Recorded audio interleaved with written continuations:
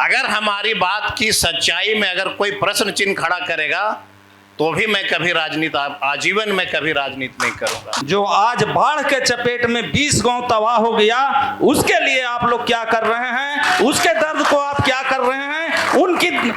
उनका जो आज छलक रहा है कपड़ा बिना, अनाज बिना, हमने करीब 20 गांव जान के देखा तो उन्होंने कहा कि बाबू खर्ची नहीं है, हमारे पास अनाज नहीं है, कपड़ा नहीं है। पदाधिकारी आते हैं एगो अथी लेके बिस्कुट और दे देते हैं, बाल बच्चा खाता है, बाकी बेघर है। जानवर के खाने के लिए उसका गौत नहीं है। मैं तमाम भाजपा के साथियों के सामने चुनौती देता हूं कि जिस दिन यह व्यक्ति हमारे घर की कागजात को प्रस्तुत करेगा उस दिन मैं अपनी सारी संपत्ति इसके नाम रजिस्ट्री कर दूंगा। बिहार के मुखिया नीतीश कुमार मात्र 1 रुपया में बौद्ध दलाई लामा को लीज कर दिया। क्या उस जमीन से बोध गया के लोगों का भला नहीं हो सकता था? क्या वहाँ पे अस्पताल नहीं बन सकता था? क्या यहाँ पे कोई कॉलेज नहीं बन सकता था? आप लोग इस तरीके से कार्यक्रम में बाधा डालेंगे तो आप किसी को भी सवालों के जवाब नहीं मिलेंगे। मैं बार-बार इस बात को कह रही हूँ, आप लोग कार्यक्रम में इस तरीके से बाधा डालेंगे, कोई भी प्रतिनिधि आपको सवालों के जवाब नहीं देंगे। आपकी आवाज को सुनने आ रही है प्रभात खबर इलेक्शन एक्सप्रेस। देखते रहिए प्रभात खबर इलेक्शन एक्सप्रेस। नमस्कार, मेरा नाम है प्रशांत तिवारी और मैं आप सभी का बहुत स्वागत करता हूं प्रभात खबर के इलेक्शन एक्सप्रेस में। प्रभात खबर की इलेक्शन एक्सप्रेस की टीम आज पहुंची है ज्ञान की धरती गया के बोध गया विधानसभा में।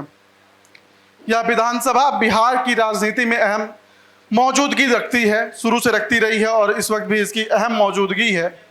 रीजन इसके 2 हैं, पहला कि यह ज्ञान की धरती से जानी जाती है और दूसरा कि यहाँ की राजनीति बेहद ही दिलचस्प है। यहाँ पे जो मुकाबला होता है बेहद करीबी और बेहद कड़ा होता है और मौजूदा दौर में यह जो सीट है वो राजद के पास है।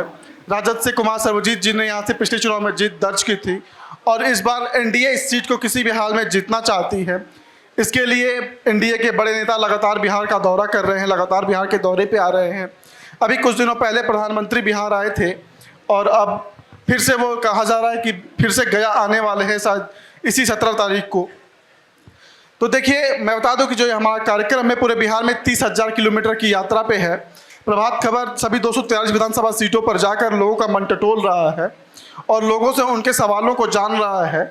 इस कार्यक्रम के जो संयोजक हैं वो राकेश मसाले हैं, जो कि अपने मसालों की खुशबू बिहार के साथ ही पूरे देश में फैला रहे हैं। साथ ही इस कार्यक्रम के जो प्रायोजक हैं वो वास्तु विहार हैं, जो कि समयबद्ध तरीके से समय से पूर्ण अपने कंस्ट्रक्शन वर्क के लिए जाने जाते हैं। अगर आप इनसे कोई भी प्लॉट ज़मीन या कोई बिल्डिंग मटेरियल का काम कराते हैं, कोई भी कंस्ट्रक्शन वर्क कराते हैं तो समय से पहले क्वालिटी के साथ करके देते हैं। यह बिहार, झारखंड, लखनऊ के साथ ही विदेशों में भी अपना व्यापार करते हैं। साथ ही इस कार्यक्रम के जो मीडिया पार्टनर हैं वो हैं डेली हंट। अब मैं आप लोगों का ज़्यादा वक्त न लेते हुए यह मंच जो है अपनी को होस्ट प्रेरणा चौरसिया के हवाले करता हूं। वो हमारे जनप्रतिनिधियों से सवाल करेंगी और आपके सवालों का जवाब लेंगे। प्रेरणा, आइए। बहुत बहुत धन्यवाद आपका प्रशांत। मैं मंच पर बैठे हुए सभी जनप्रतिनिधियों के हमारे प्रभात खबर के इलेक्शन एक्सप्रेस के चौपाल में स्वागत करती हूँ। सर, आप सभी जो यहाँ मंच पे बैठे हुए हैं वो जनता के द्वारा आप चुन करके आए हुए हैं और बाकी लोग जो है वो जनता के लिए प्रतिनिधि है। आप सभी से मैं चाहूँगी कि आप लोग अपनी रणनीतियों के बारे में बात करें कि जो रणनीतियाँ लेकर के आप जनता के बीच में 2025 में जाने वाले हैं। इसके लिए मैं सबसे पहले चाहूँगी कि सीपीआई के मोहम्मद शाफिक आलम आप इस सवाल का सबसे पहले जवाब दें कि क्या रणनीतियाँ रहेंगी आपकी 2025 में अगर आप जनता के बीच में उतरते हैं तो? 2025 में हमारी पार्टी एनडीए की गठबंधन की जो भी उम्मीदवार होगी उसको हमने मदद करेंगे। जैसा गाइडलाइन रहेगा मैं करूँगा, समझे ना? ठीक है, बहुत बहुत धन्यवाद। अब मैं चाहूँगी कि भाजपा के राजेश चौधरी जी अपनी रणनीतियों के बारे में चर्चा करें कि क्या कुछ रणनीतियाँ लेकर के 2025 में मैदान में उतरेंगे।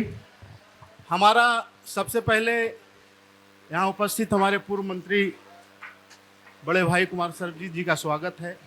मैं इनको नमस्कार करता हूँ।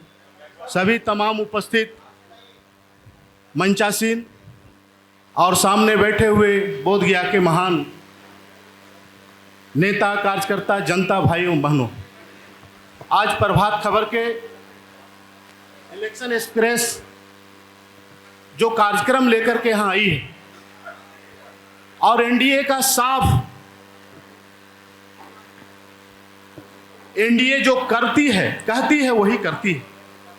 एनडीए का साफ दिशा निर्देश सभी कार्यकर्ताओं के पास है। एनडीए, हमारे के यहाँ एनडीए चुनाव लड़ेगी और एनडीए के तरफ से जो भी उम्मीदवार होंगे, भारतीय जनता पार्टी, जदयू, लोक जनशक्ति पार्टी, उपेंद्र कुशवाहा जी की पार्टी, हमारे बिहार के पूर्व मुख्यमंत्री, भारत सरकार के मंत्री माननीय जीतन राम मांझी जी की पार्टी का जो कैंडिडेट होगा वही कैंडिडेट बोधगया में आने वाले दिनों में परचम लहराएगी, ऐसा विश्वास है। और बोधगया के तमाम जनता एनडीए के साथ है, नरेंद्र मोदी जी के साथ है, नीतीश जी के साथ है। जी बिल्कुल। इस तरह की अगर नारेबाजी करते हुए कोई भी इंसान देखा जाएगा तो उसे प्रोग्राम से तुरंत की तुरंत हटा दिया जाएगा। ये पार्टी का कार्यक्रम नहीं है, ये प्रभात खबर का कार्यक्रम है, तो यहाँ पे इस तरीके की किसी भी प्रकार की कोई नारेबाजी नहीं होनी चाहिए। नहीं, जनता है फिर भी ये नारेबाजी नहीं करनी है। मैं जदयू के वरिष्ठ नेता अरविंद कुमार सिंह जी से चाहूंगी कि आप अपनी रणनीतियों के बारे में बात करें कि जनता के बीच में आप किन रणनीतियों को लेकर के जाएंगे। सबसे पहले तो मैं बोधगया की महान जनता को नमन करता हूं, प्रणाम करता हूं, और मंच पर जितने भी अतिथि हमारे साथ बैठे हैं सबको नमस्कार करता हूं। आने वाली जो विधानसभा चुनाव है, उस चुनाव के मद्देनजर आज प्रभात खबर का यह चौपाल लगा है। हम लोगों को यह बताना होगा कि जब हम लोग फिर से विधानसभा चुनाव के बाद आएंगे तो बोधगया के विकास के लिए क्या कार्य करेंगे। तो सबसे पहले तो मेरा कहना होगा कि अगर पुनः एनडीए की सरकार आएगी तो बोधगया से अधिक बेरोजगारी को दूर करने का हम काम करेंगे, पहली बात। दूसरी बात, बोधगया के विकास से जुड़ा हुआ मामला वर्ल्ड हेरिटेज महाबोधि टेम्पल का है, और टेम्पल का अगर विकास होता है उससे बोधगया का आर्थिक स्थिति में भी विकास होती है, चाहे वह टूर एंड ट्रेवल का मामला हो, चाहे बोधगया के दुकानदारों का मामला हो, चाहे टूरिस्टों की संख्या बढ़ाने का मामला हो। तो हम तो चाहेंगे कि हम लोग अगर सत्ता में फिर से आए तो जितने टूरिस्ट, विदेशी टूरिस्ट बोधगया आते हैं उसकी बढ़ोतरी हो, और अभी आने वाले संख्या जो है विदेशी टूरिस्ट और देशी टूरिस्ट का वह दुगना हो जाए। यही हमारी मंशा रहेगी आने वाले चुनाव के रिजल्ट के बाद। और खास करके जिस तरह से एनडीए सरकार और प्रधानमंत्री नरेंद्र मोदी, आदरणीय नीतीश कुमार जी ने बोधगया कॉरिडोर और विष्णुपद कॉरिडोर की घोषणा की है, मैं मानता हूं कि कॉरिडोर बने, लेकिन बोधगया में उसके चलते अगर कुछ लोग बेरोजगार होते हैं तो हमारी सरकार आएगी तो मेरी मंशा होगी कि उनका रोजगार न छीना जाए, उनको रोजगार में बैठाया जाए, और तब बोधगया कॉरिडोर और विष्णुपद कॉरिडोर का असली मामला, जिससे टूरिस्ट संख्या बढ़ेगा, बोधगया का विकास होगा, और आदरणीय प्रधानमंत्री के किए गए अच्छे कार्य, आदरणीय विकास पुरुष नीतीश कुमार के द्वारा किए गए अच्छे कार्य की सराहना होगी। जी बिल्कुल। मैं ऐसी पार्टी के प्रतिनिधि को बात करने के लिए बुलाना चाहती हूँ जो आपकी पार्टी के नेता जो है वो कई बार अपनी ही सरकार को घेरने का काम करते हैं। तो श्यामदेव पासवान जी, आप बताइए कि पार्टी की तरफ से अगर कोई प्रतिनिधि उतरता है तो उनकी रणनीतियाँ क्या कुछ रहेंगी जनता के बीच जाने के लिए। पूरे प्रभात खबर के टीम को मेरे तरफ से शुभकामना, और इस कार्यक्रम में उपस्थित सभी बोधगया के सबको मैं शुभकामना देता हूं। मेरा नेता का विजन है बिहार फर्स्ट और बिहारी फर्स्ट। अगर लोक जनशक्ति पार्टी के प्रत्याशी यहाँ से चुनाव लड़ते हैं तो जो उनका विजन है कि बिहार फर्स्ट और बिहारी फर्स्ट, सभी क्षेत्रों में हम आगे ले जाएं। हमारे बच्चे बाहर जाते हैं पढ़ने के लिए, कोटा जाते हैं, वहाँ पर पढ़ाने के जो शिक्षक हैं वो बिहार के हैं, बच्चे भी बिहार के हैं। तो निश्चित रूप में जो मेरा विजन है कि हमारे बच्चे बिहार में पढ़ें और जो राशि बाहर जाता है वो बिहार में रहे। हमारे नेता स्वर्गीय रामविलास पासवान जी कहे थे कि मैं उस घर में दिया जलाने चला हूँ जहाँ सदियों से अंधेरा है। तो अगर हमारे पार्टी के उम्मीदवार यहाँ से लड़ते हैं तो उस कदम में हमारे प्रतिनिधि काम करेंगे। जी बिल्कुल, बहुत बहुत धन्यवाद आपका। भाजपा अनुसूचित जाति के जो मोर्चा के जिला अध्यक्ष हैं देवानंद पासवान जी, मैं आपसे चाहूँगी कि अगर पार्टी मौका देती है जनता के बीच जाने की तो कौन सी रणनीतियाँ लेकर के जनता के बीच जाएंगे? सर्वप्रथम आज इस चौपाल कार्यक्रम में प्रभात खबर के जो इतने भी लगे हमारे मीडिया के भाई हैं, मैं तमाम लोग को हार्दिक अभिनंदन स्वागत करता हूं। बोधगया की नगरी में स्वागत करता हूं हमारे जितने साथ में मंचासीन साथी हैं, और स्वागत करता हूं जितने भी हमारे बोधगया के लोग हैं। जब इस देश और इस बिहार में भारतीय जनता पार्टी की गठबंधन की सरकार हुई तो 1990 से लेकर 2000 की बात मुझे याद आती है। गड्ढों की बिहार, बिजली है, तार है, बिजली नहीं, पोल है तो उसमें तारे नहीं, जहां के तहां विकास बाधित थे। स्वास्थ्य का क्षेत्र में देख ले, जहां भी देख लें। अब यह तो तय करेगी, अभी तो कोर कमेटी की बैठक न हुई है, भारतीय जनता पार्टी के कैंडिडेट लड़ेंगे, लोजपा के लड़ेंगे, जो भी एनडीए के गठबंधन के साथी लड़ेंगे, अभी कमेटी तय नहीं की है। तो उसके बाद हम लोग जितने भी लोग हैं उन्हें मिलजुल कर जिताने का काम करेंगे। और विकास की तो एक कहना नहीं है, विकास की गंगा कैसे बह रही है वो देखने की बात। जी बिल्कुल, मैं राजद से मौजूदा विधायक कुमार सर्वजीत जी के से जानना चाहूँगी कि जनता ने अभी भी आपको मौका दिया है और अगर आने वाले समय में जनता आपको मौका देती है तो आपकी रणनीतियाँ क्या रहेंगी उनके बीच जाने की? बहुत धन्यवाद आपको। सबसे पहले मैं भगवान बुद्ध के पवित्र धरती को नमन करता हूँ और यहाँ पे तमाम प्रभात खबर के जो मीडिया के साथी हैं वो और बोधगया के सभी दल के लोग मेरे ऐसे व्यक्ति के लिए, चाहे वह किसी धर्म का हो, किसी पार्टी का हो, सबकी सहानुभूति मेरे प्रति रही है। हम यही भगवान बुद्ध को प्रार्थना करते हैं कि इलेक्शन आता जाता रहता है, लेकिन जो सहानुभूति है मेरे और मेरे परिवारों के प्रति वो हमेशा बना रहे। हम यही भगवान बुद्ध की पवित्र धरती पे कामना करता हूँ। और सबसे बड़ी बात जो है, पत्रकार महोदय ने आपने ये सवाल किया कि आप जब जनप्रतिनिधि फिर से बनते हैं तो आप क्या करेंगे, या आप जानना चाहते हैं कि आपकी पार्टी की मैनिफेस्टो क्या है? क्या सर, आपकी अपनी रणनीति क्या रहेगी? हम जिस पवित्र धरती पे हैं, इस पवित्र धरती की सबसे बड़ी समस्या रही है वीवीआईपी मूवमेंट पे गरीबों को कुचलना,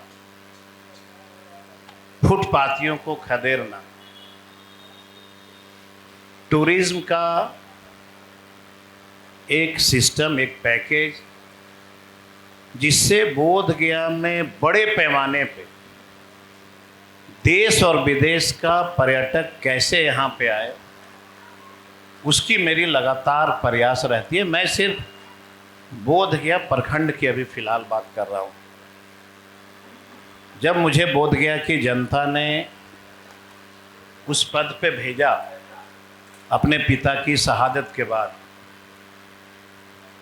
मेरी चिंता लगातार ये बनी नहीं कि बोध गया के फुटपाथियों की समस्या दूर कैसे की जाए, बोध गया की होटल इंडस्ट्री कैसे सरवाइव करे, बोध गया के टूर एंड ट्रेवल्स कैसे सरवाइव करे, बोध गया के टैक्सी चलाने वाले लोग तरक्की कैसे करें। अब आपका हो सकता है एक सवाल आएगा कि जनता ने आपको 10 साल दिया, आपने फुटपाथियों के लिए क्या किया। जब मैं पर्यटन मंत्री बना 17 महीने के लिए, सबसे पहले जो हमारा प्रहार रहा, एक वीडियो है मेरे पास, सभी दल के साथी देखेंगे। नोड 1 में हमने यहाँ के फुटपाथियों के लिए 300 दुकानों का निर्माण करने के लिए 95 करोड़ रुपए हमने सैंक्शन किया पर्यटन डिपार्टमेंट से, और मैंने उसका नाम दिया था सेकंड कनॉट प्लेस। दिल्ली के तर्ज पे बोध गया में कनॉट प्लेस होगा, जिस पे हैंडीक्राफ्ट्स वाले लोग अपनी दुकान रखेंगे, टूर एंड ट्रेवल्स अपनी दुकान रखेंगे, रेस्टोरेंट अपना चलाएगा, सारे फुटपाथी वहाँ पे जाएंगे और पर्यटक का वहाँ पे बड़े पैमाने पे जमावड़ा लगेगा। लेकिन मुझे बहुत तकलीफ इस बात की है कि बोध गया के फुटपाथियों का यह जो दुकान था 350 के करीब, जब मेरी सरकार बदल गई तो बिहार के माननीय मुख्यमंत्री जी ने सभी 350 दुकानों को रद्द करते हुए एक मेडिटेशन पार्क के तर्ज पे उन्होंने तब्दील करके 95 से इसको 100 करोड़ रुपया में सैंक्शन कर दिया। मैं कह रहा था कि फुटपाथियों की निवारण के लिए सरकार बदलते सरकार ने अपने मन को बदल लिया। उसके बाद मैं एक ई रिक्शा वाले से सवाल किया कि आप इस व्यवस्था में एक दिन में कितने पैसे कमाते हो।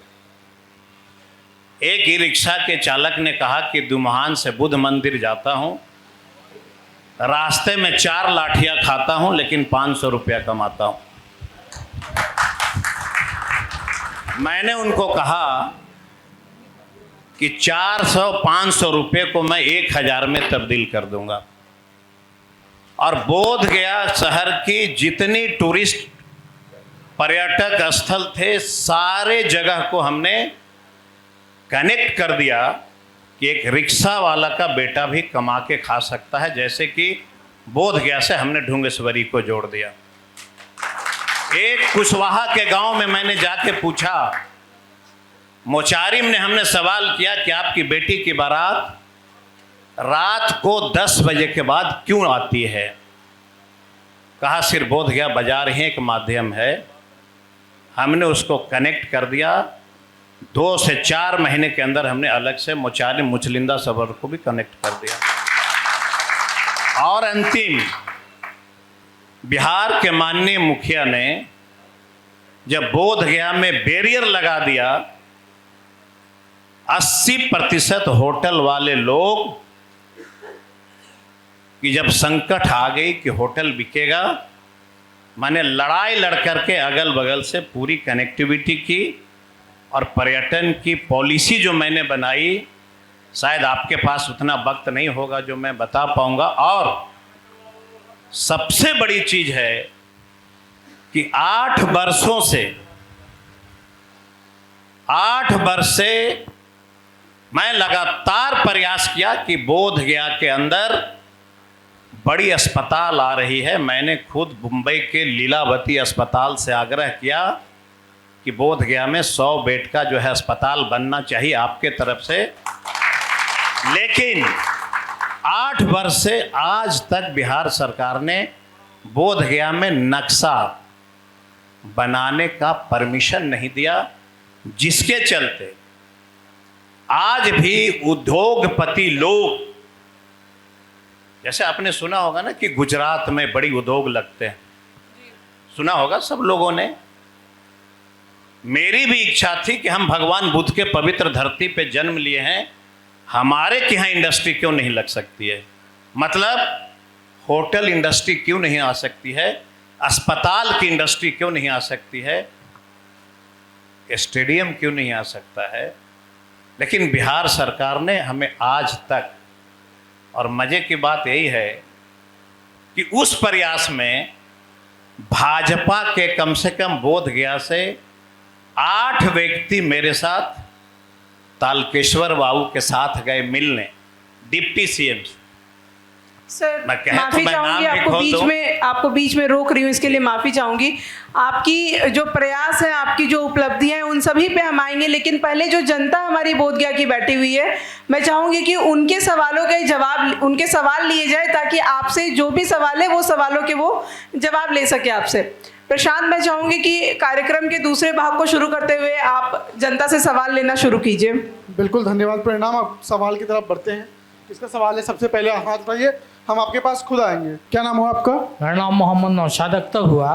सवाल क्या है? किससे? मेरा सवाल ये है कि जो बोधगया में कॉरिडोर आ रही है उसका अभी तक कोई नक्शा नहीं है, और कॉरिडोर आने के बाद बोधगया के मकानदार का क्या हाल होगा, दुकानदार का क्या हाल होगा, बोधगया के फुटपाथियों का क्या हाल होगा, उसके बारे में हम माननीय डॉक्टर श्री अरविंद जी से मैं ये पूछना चाहता हूँ कि आपकी पार्टी का क्या रणनीति रहेगी। हम गरीबों समझ गया।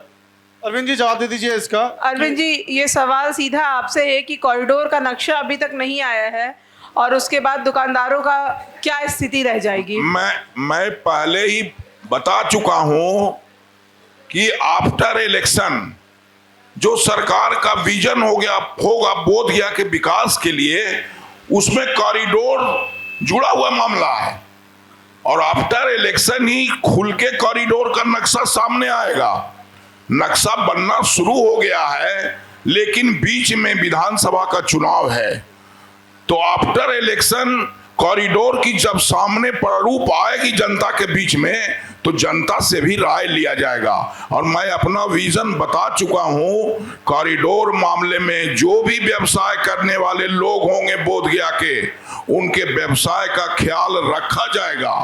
अगर उनका व्यवसाय का ख्याल नहीं रखा जाएगा तो उनका पेट का क्या होगा, उनके बाल बच्चे का क्या होगा। सरकार ऐसी कोई काम नहीं करेगी जिससे उनका परिवार तबाह हो, उनका पेट बर्बाद हो, जरूर उसका ख्याल रखा जाएगा। लेकिन कॉरिडोर का सब लोग स्वागत कीजिए, बहुत बड़ी चीज है बोधगया के विकास के लिए, विष्णुपद मंदिर के विकास के लिए। कॉरिडोर में जिनका भी अहित होगा उसका ख्याल सरकार रखेगी, यह हम पहले ही बता चुका हूं। जी बिल्कुल। विधायक सर्वजीत जी, आप इस सवाल को किस तरीके से देखते हैं? सवाल जो, चूंकि एमएलए और एमपी ये लोकतंत्र की एक खूबसूरती है, लेकिन जो पारिवारिक संबंध है, जीना और मरना, वो हमेशा एक साथ बना रहता है।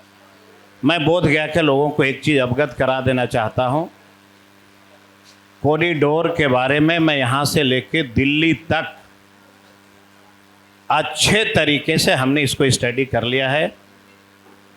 बहुत लोग अगर भ्रम में होंगे, बोधगया के बाजार के लोग हो, कहीं भी लोग हों, कॉरिडोर का मतलब सिर्फ एक चीज़ बोधगया को मिला है, जो बनारस के रास्ते, डोभी और बनारस के रास्ते सड़कें जो जाएंगी सीता मैया के घर, उसी सड़क की कनेक्टिविटी काल चक्र मैदान के पास आने के लिए सरकार ने प्रस्ताव रखा है कि वह जो सड़क होगी, वह जो व्यक्ति जाना चाहता है, वो जो नेपाल में जो सीता माँ का जो मंदिर है और जो सीतामढ़ी को जो कनेक्ट कर रहा है, वो सिर्फ बोधगया को एक ही चीज़ मिला है कॉरिडोर के नाम पे, वो ये मिला है कि बोधगया के काल चक्र मैदान तक उस कनेक्टिविटी को यहाँ तक दे दें।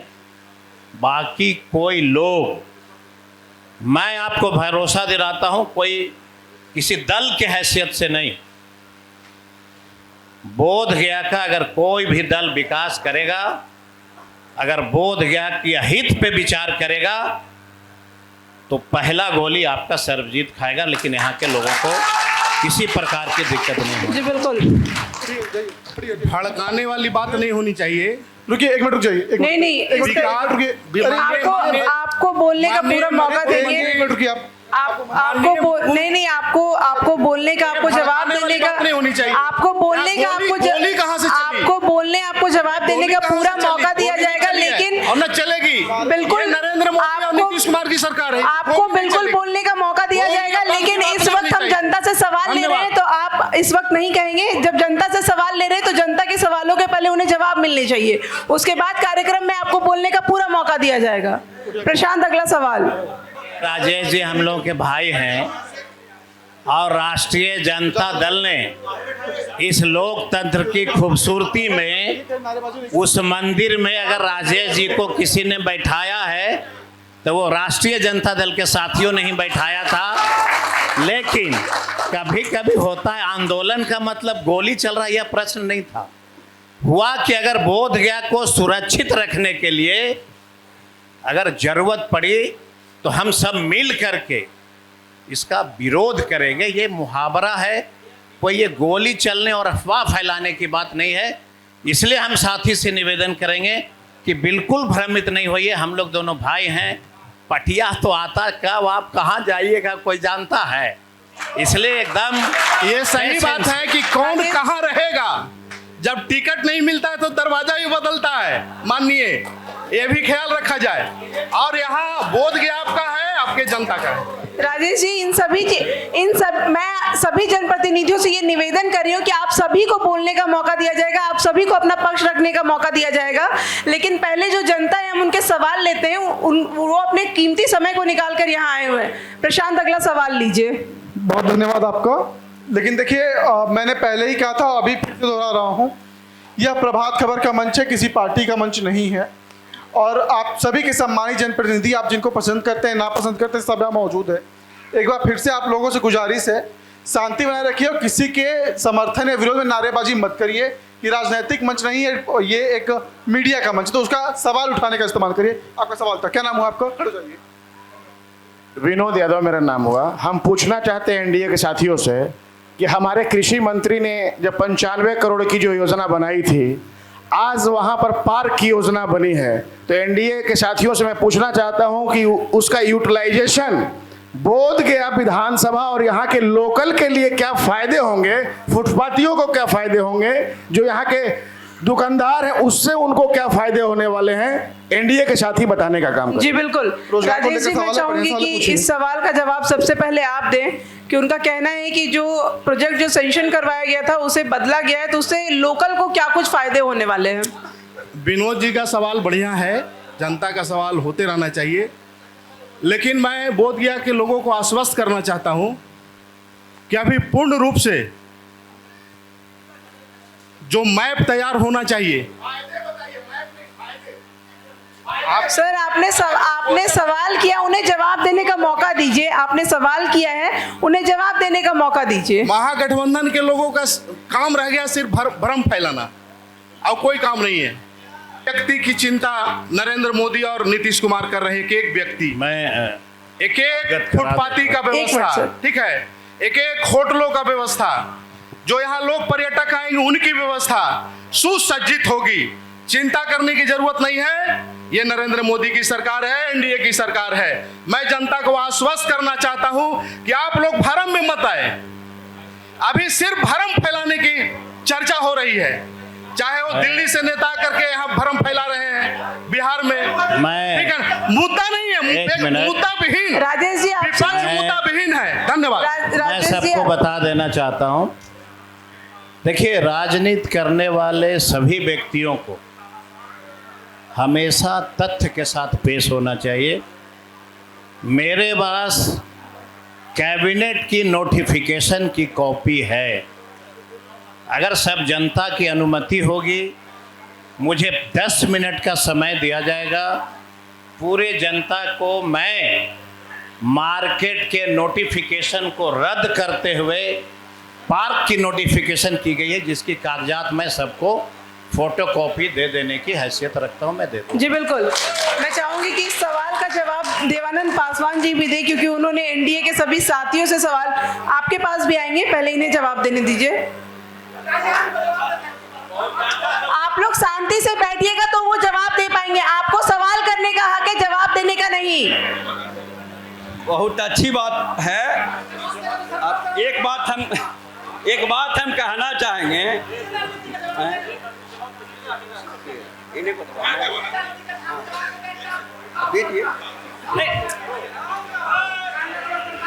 आप लोग इस तरीके से कीजिएगा तो इस तरीके से कार्यक्रम बाधित हो रहा है। किनसे जवाब लेना है, किनसे जवाब नहीं लेना है, ये हम सोच करके उनसे जवाब लेंगे। आप बाहर बैठ करके इस बात का फैसला नहीं कर सकते हैं। एक सेकंड शांत रहिए, आप बैठिए, मौका दे रहे हैं एक करके। नहीं प्रशांत, एक मिनट रुको। मौका दे रहे हैं एक करके सबको। आप बाहर बैठ करके नहीं बता सकते हैं कि किनसे जवाब लेना है, किनसे जवाब नहीं लेना है। शांत हो जाइए। हम लोग सब एक परिवार के सदस्य हैं। अरविंद जी, हम लोग सब एक परिवार के सदस्य। अरविंद जी एक मिनट, जैसा एक मिनट प्रेरणा, अभी देखिए यहाँ पे मेरे लेफ्ट और राइट, अरे ये डिबेट नहीं, ये सवाल जवाब का मंच है। आप आराम से बैठिएगा तो सवाल लेंगे आपके और आपको जवाब मिलेगा। आप मुझे ऑर्डर नहीं दे सकते इस जगह पे आकर। साहब रुकिए, मेरे लेफ्ट और राइट जो भी लोग बैठे हैं ये पूरी तरीके से प्रबुद्ध हैं। आप दोनों लोग सम्मानित हैं, आप सभी एक वक्त कीमती है। मैं इधर के युवा साथियों से भी अपील करता हूं, इधर के लोगों से भी, कि देखिए हम लोग चाहते तो विधायक जी के पास जा सकते थे, अरविंद जी के पास जा सकते थे और हम इंटरव्यू कर लेते। सर बहुत इजीली हमें इंटरव्यू दे भी देते, लेकिन हम लोग आप लोग के लिए आए हैं सर। तो आप लोग प्लीज आराम से सवाल पूछिए, चिल्लाने कोई फायदा नहीं है। हम आपसे रिक्वेस्ट कर ही रहे हैं, हम आपके पास आ रहे हैं, तो आप लोग आराम से सवाल पूछिए, जनप्रतिनिधि आपको जवाब देंगे। चलिए कंटिन्यू करिए आप। देवेंद्र जी आप पहले इसका जवाब दीजिए, उसके बाद मैं आपके पास भी आ रही हूँ, लेकिन देवेंद्र जी सबसे पहले आप जवाब दीजिए। जी ऐसा है, बहुत बढ़िया पब्लिक से जुड़ा हुआ जवाब मांगे इन्होंने, लेकिन मैं माननीय को सम्मान करता हूँ। एक बात हमको ये बताइए, आप भी नीतीश कुमार जी सरकार में रहे हैं, आप भी उसमें जो है सो सारा कार्य को किया है, कई महीने तक मंत्री भी रहा उसमें। तो हमको ये बताइए कि आप जो है सो क्यों नहीं फुटपाथी के लिए अपना काम कर दिए और सीधे आप थोप दे रहे हैं उधर। बात एक। नंबर दूसरा, सिर्फ यहीं से हमारा नहीं होता है, आज पूरे बोधगया विधानसभा में जरा दलित के गांव में कई वो काम हुआ है, हमको जरा बताइए। दलित महादलित टोला में कितना काम हुआ है, जरा हम जानना चाहेंगे। बहुत अच्छा, सब लोग ध्यान से सुनिएगा, मेरी विनती है। मैं कोई पार्टी पॉलिटिक्स नहीं है, ये बहुत सही मुद्दा है। इनका सवाल है कि आपने दलितों के गांव में क्या किया, पहला। दूसरा कि आप मंत्री थे तो आपने उसको क्यों नहीं बनाया। अभी मैंने सभी साथियों को कहा कि अगर मैं मंत्री रहते भर में ये प्रोजेक्ट लागू नहीं करता तो ये मेरे मोबाइल में ये वीडियो आया कहाँ से, पहला। और जिस दल के इनके जिनके हैसियत से यहाँ पे आए हैं, जो बोध गया के माने गया जिला के भाजपा के जिलाध्यक्ष हैं, तमाम भाजपा के साथी से मैं गुजारिश करता हूँ हाथ जोड़ के, एक बार मेरे साथ चलिए। भाजपा के जिला अध्यक्ष का 100 में से अगर 99 गली उनके गांव का अगर नहीं बनाया होगा मेरा, तो मैं आजीवन कभी राजनीति नहीं करूंगा। बहुत बहुत धन्यवाद आपका। एक ही उदाहरण दिया, बाकी उदाहरण अगर लीजिएगा तो हम गए, बाकी अगर उदाहरण लीजिएगा तो मैं भाजपा के साथी अगर चाहते हैं तो सभी दलित और महादलित के गांवों में जो काम हुआ है इस बुक में मेंशन है। आप लोग अगर तकलीफ नहीं मानिएगा तो मैं सबको एक एक कॉपी दे सकता हूं। बिल्कुल, हम कोई तथ्य के साथ में आता हूं, मैं कोई जोर जबरदस्ती का राजनीति नहीं करता हूं। मैं जो भी बोलूंगा, अगर हमारी बात की सच्चाई में अगर कोई प्रश्न चिन्ह खड़ा करेगा तो भी मैं कभी राजनीति, आजीवन में कभी राजनीति नहीं करूंगा। बहुत धन्यवाद सर। हम अगले सवाल की तरफ बढ़ते हैं। प्रेरणा, मैं आपको रोक रहा हूँ, अगला सवाल यहाँ पे इम्पोर्टेंट है। अरविंद जी जवाब देना चाह रहे हैं, प्रशांत उन्हें जवाब देने दीजिए। अरविंद जी, जो उनका सवाल था कि कॉरिडोर का नक्शा पास नहीं हुआ और अगर दूसरे चीजों पे जा रही है तो लोकल के लिए और दुकानदार के लिए क्या कुछ उसमें जो है वो लाभ मिलेगा? मैं बताना चाहता हूँ, विनोद जी बाहर के नहीं हैं, सब हम लोग एक परिवार के यहाँ बैठे हैं लोग, और आपस में सामंजस्य होनी चाहिए। तर्क वितर्क करके हम लोग एक दूसरे से संबंध बिगाड़ने का काम नहीं करेंगे। इनका प्रश्न है कि मेडिटेशन पार्क बनने से बोध गया कि जनता को क्या फायदा होगा। मेरा कहना है बोध गया का विकास तभी संभव है जब महाबोधि टेम्पल में आने वाले पर्यटकों की संख्या में बढ़ोतरी होगी, महाबोधि टेम्पल का विकास होगा। बोध गया का विकास जुड़ा हुआ है महाबोधि टेम्पल के विकास से। अभी कह रहे हैं कि माननीय विधायक जी, माननीय पूर्व मंत्री जी ने मार्केट का प्राकलन बनवाया या प्रोजेक्ट बनवाया। मैं पहले ही कह चुका हूं कि नई सरकार बनेगी, कोई भी काम ऐसा नहीं होगा कि बोध गया में रहने वाले लोग, हमारे भाई लोग के पेट पर लात पड़ने का काम होगा। जी बिल्कुल। लेकिन महाबोधि टेम्पल के विकास के लिए छोटा जगह है, मेडिटेशन की जगह नहीं वहां बच रही है, रात का मेडिटेशन बंद हो चुका है। तो इसलिए आदरणीय नीतीश कुमार ने मंदिर से लगे हुए मेडिटेशन पार्क का निर्माण कराया। अगर निर्माण होने की बात हुई है तो बोध गया के विकास से जुड़ा हुआ मामला है। मार्केट भी बनेगा, अच्छा मार्केट बनेगा। जो विधायक जी का प्रोजेक्ट है उससे भी बड़ा प्रोजेक्ट बनेगा। किसी के पेट पर लात मारने का नीतीश कुमार कभी कार्य नहीं किया है। नीतीश कुमार रोजगार देने का काम किया है, बिजली फ्री देने का काम किया है। इसलिए मैं ज्यादा नहीं बोलूंगा। अरविंद जी ने बहुत गंभीर सरजीत जी डिबेट का मौका देंगे, लेकिन जनता हमारी बैठी हुई है, उनके सवाल को लेते हैं। प्रशांत, अगला सवाल। माननीय विधायक जी ने कहा कि हम फुटपाथी, चुनाव जब आता है तो फुटपाथी याद आने लगता है। 2023 में जब फुटपाथ दुकानदार को हटा दिया गया था तो विधायक जी ने हम लोग सब जा करके बात किए, तो नहीं लगाने के लिए बात की। हम लोग 1 महीना धरना पर बैठे, एक दिन भी बोध गया के विधायक हमारे धरना पर नहीं आए थे। और जब 1 महीना के बाद यहाँ पर जीताराम मांझी जहाँ यहाँ के विधायक थे, न सांसद थे, वो आ करके फुटपाथी जहाँ धरना पर बैठे थे, आ करके प्रशासन से बात करके दुकान लगवाया। आज भी दुकान लगे हुई है। इस सवाल का जवाब आप किस तरीके से देना चाहिए? साथी है, हमारा छोटा भाई है, मैं उसको बहुत धन्यवाद देता हूं, लेकिन मैं उनको जरूर इतना स्मरण कराना चाहता हूं, ये राजनीति की खेल होती है। उनको पता नहीं है कि धरने के ठीक दूसरे दिन गया के हलवाई समाज का एक वार्ड काउंसलर लालजी बाबू, जो फुटपाथी आंदोलन के एक कोई पद पे कार्यरत है, मैं और लालजी बाबू इनके धरना में शामिल हुआ। बोध गया में एक डीएसपी थे, वो इन लोगों को लाठियों से कुचलना चाहते थे और मैंने कहा कि मैं यहाँ खड़ा रहूँगा, पहले हमारा सर कुचलाएगा तब इन लोगों को आप कुछ कर सकते हैं। लेकिन राजनीति है, कोई कुछ बोल सकते हैं। शायद जब मेरा पूर्वजों का यहाँ इतिहास चलता था तो शायद उनका जन्म भी नहीं हुआ होगा। और मेरा जो ये कर्म भूमि है, मैंने क्या क्या किया, अगर पार्टी के किसी दल से प्रेरणा नहीं लेकर के सत्यता पे आए तो शायद ये आरोप उनका असत्य निकलेगा। क्योंकि अभी भी फुटपाथी में जो मैं गया था वहाँ पे और धरना समाप्त कराया, उसका भी अभी तक मेरे पास फुटेज है। वह भी मैं सार्वजनिक आज शाम को अपने व्हाट्सएप के माध्यम से बोध गया के ग्रुप में उनका जो आरोप है, आज मैं उनको सार्वजनिक कर दूंगा कि मैं गया था कि नहीं गया। जी बिल्कुल। प्रशांत, अगला सवाल। बिल्कुल, क्या नाम हो आपका? मेरा नाम सुरेश चौधरी और मैं ऐसे बोध गया का सामाजिक कार्यकर्ता हूं। मैं पूछना चाहता हूं कि लगातार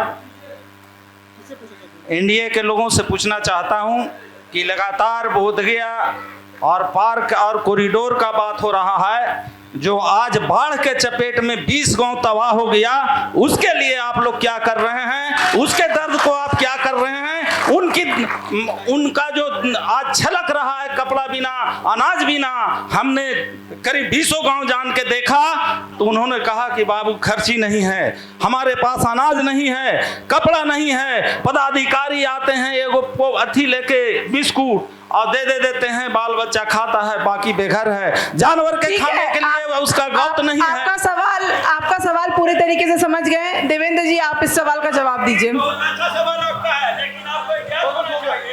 जवाब दे लीजिए। आपको ज्ञात होना चाहिए कि तुरंत दूसरे दिन बिहार सरकार के माननीय मंत्री डॉक्टर प्रेम कुमार जी जो सहकारिता विभाग मिनिस्टर है, अभी हम लोग पूरे टीम जाकर के और कर्मचारी को लेकर के और सीओ वीडियो साहब को बुला करके सारे लोगों का लिस्ट बनाया हूं और 500 लोगों का हम लोग लाभान्वित करने के लिए सारा लिस्ट तैयार करके आज ही मैं लाया हूं, अभी दिखा देता हूं मैं। उसका चिंता मत कीजिए। और जो भी मिलना चाहिए था वो भोजन का व्यवस्था हम लोगों ने करवाया था, कुछ विदेशी लोगों ने भी किया था। हम लोगों ने सिलौंजा गए, दशरथ नगर गए, आपका जो है सो घोघरिया गए, नहीं कैसे गए, अभी कई टीम के लोग गए थे मेरे साथ में। ऐसा नहीं है, सब मिलेगा। जो लोग हैं सबको आपदा प्रभाग से हम लोगों ने मुआवजा दिलाने का काम कर रहे हैं और मिलेगा। मैं चूंकि स्थानीय एमएलए हूं, जिस दिन बाढ़ की घटना हुई मैं उस दिन दिल्ली में प्रवास कर रहा था। मैं दिल्ली में था उस दिन। एक लड़का यहाँ बैठा हुआ है, शाम को इसके द्वारा सूचना आई कि बोध गया में बाढ़ आ गई है और एक मंदिर में 17 व्यक्ति छत के ऊपर फंसे हुए हैं जो बचने का कोई चांस नहीं। और इतना कहना, स्थानीय विधायक मैं नहीं था, मैंने अपने पीए, ड्राइवर, सिपाही सबको मैं 1:30 बजे रात तक उस बाढ़ में खड़ा रखा। और जो मुख्यमंत्री कार्यालय का जो ऑफिस देख रहे हैं कुमार रवि, मैंने उनको सूचित किया कि 1 घंटे के अंदर एनडीआरएफ की टीम चाहिए ताकि 17 व्यक्तियों की जान बच सके। और सुरेश जी ने बहुत अच्छा प्रश्न किया। मैं आप सबों को भरोसा दिलाता हूं कि जब पहली बार बाढ़ आई थी, त्यागराजन वहां के कलेक्टर थे। मैंने त्यागराजन के एक पत्र लेकर के मैं अपने हाथों से विजय चौधरी के घर में गया और मैंने उनसे आग्रह किया कि ये बालू के ठेकेदार लोग जो प्राकृतिक के नेचर को बिगाड़ के बड़े पैमाने पे बालू का उठाव लोग कर रहे हैं, इन्होंने उसके नेचर को बिगाड़ा है। प्राकृतिक ने क्या कहा था, दोनों साइड से हम पानी बहेंगे लेकिन दोनों तरफ से घेराबंदी ये प्राकृतिक की देन होगी। बालू ढोने वाले लोगों ने क्या किया, नदी और किसान के जमीन को बराबर कर दिया। अभी 75 करोड़ रुपया, 80 करोड़ रुपया लमसम उस विभाग से त्यागराजन के रीजन में मैंने स्वयं मंत्री से मिलके और 3.5 किलोमीटर आगे तक उसमें बांध बनेगी और आने वाला कल उसमें बाढ़ की कोई समस्या नहीं। जी बिल्कुल। प्रशांत, अगला सवाल। बिल्कुल, क्या नाम हुआ आपका? मेरा नाम शमशाद आलम है जी। मेरा क्वेश्चन ये है कि क्या बोध गया का डेवलपमेंट सिर्फ बुद्ध के नाम पर होगा, ये बाकी बिहार का डेवलपमेंट अदर से, जिसे बोध गया में सब्स्टिट्यूट क्या बोध गया is international place but international stadium कहाँ बना? राजगीर में। व्हाई नॉट इन बोध गया? तारामंडल बोध गया में बनना चाहिए। होटल की यहाँ जरूरत नहीं है, यहाँ के लोकल लोग होटल व्यवसाय बहुत है, वो त्रसित है यहाँ से। ये हमारे लोकल लोग का बिजनेस खा रहे हैं। सरकार अपना होटल बना दिया, यहाँ तारामंडल रहता, यहाँ स्टेडियम रहता, बिकॉज बोध गया इज इंटरनेशनल प्लेस। ठीक है, आपके सवाल को पूरी तरीके से समझ गए। इस सवाल का मैं चाहूंगी कि सभी स्थानीय विधायक होने के नाते मैं बता देना चाहता हूं, बोध गया का विकास सिर्फ बुद्ध के नाम पे क्यों? बहुत अच्छा सवाल था। अब्दुल बारी सिद्दीकी वित्त मंत्री थे। वित्त मंत्री के हैसियत से कैबिनेट नोट में बोध गया इंटरनेशनल प्लेस के नाते वर्ल्ड क्लास की स्टेडियम बोध गया में बनना था। ये कैबिनेट का फैसला हुआ। वित्त विभाग से अब्दुल वारी सिद्दीकी के रीजन में स्वीकृत हुआ कि बोध गया में इंटरनेशनल स्टेडियम बनेगा। माननीय मुख्यमंत्री के मेहरबानी से वह स्टेडियम बोध गया के बदले राजगीर में बनाई गई। अब जैसे हमारे बड़े भाई अरविंद जी ने कहा कि विकास होगा, आप चिंता मत करिए। 17 साल से तो हम चिंतित है, ये 5 साल अब 2 महीना और चिंतित हैं। देखते हैं आप आते हैं, हम आते हैं। जनता तो बेचारा इंतजार करते ही रहती है, चाहे किसी की भी सरकार आ जाए जी। लेकिन जिसकी भी आए,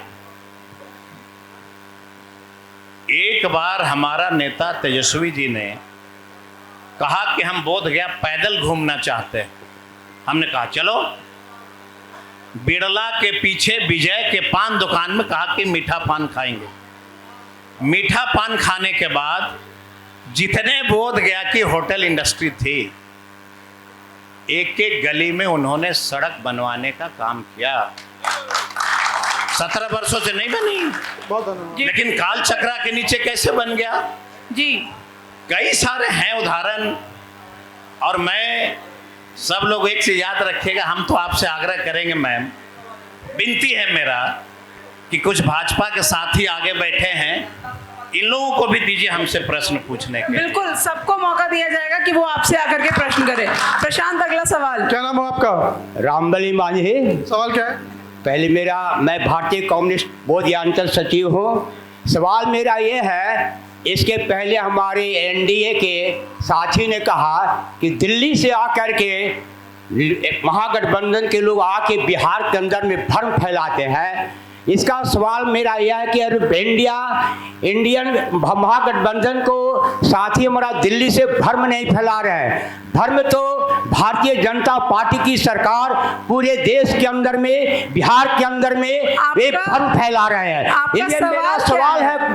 मेरा सवाल है कि बोध गया के अंदर में जो हमारी नीतीश कुमार ने जो ये डी बंदोपाध्याय कमीशन बनाया कि हम सभी गरीब को बिहार के अंदर में 3 डिसमिल जमीन देंगे, लेकिन आज तक ये मुख्यमंत्री हमारे बिहार के अंदर में गरीबों को 3 डिसमिल जमीन नहीं दिया। धर्म तो नीतीश कुमार पूरे बिहार ये सवाल का जवाब मैं चाहूंगी कि अरविंद जी आप दें, क्योंकि उन्होंने सीधे तौर से जो मुख्यमंत्री पे सवाल उठाए हैं, मुख्यमंत्री की कार्यशैली पे सवाल उठाए हैं। माननीय सदस्य को जो प्रश्न कर रहे हैं उनको जानना चाहिए, बोध गया मठ 10,000 एकड़ से अधिक जमीन का मालिक रहा है, यह किसी से छुपा हुआ नहीं। आज बोध गया मठ के पास कितना जमीन है, वह जमीन कहां गया, वह जमीन किसको मिला, वह जमीन का मालिक कौन हुआ, सभी गरीब गुरुआ और दलित समाज से जुड़े हुए अधिक लोग उस जमीन को आपस में सरकार बांटने का काम किया। आज जो बोध गया में गरीब लोगों का मकान, बोध गया में 2 तल्ला गरीब लोगों का मकान, यह मकान बेला और चाकंद और गया में देखने को नहीं मिलेगा।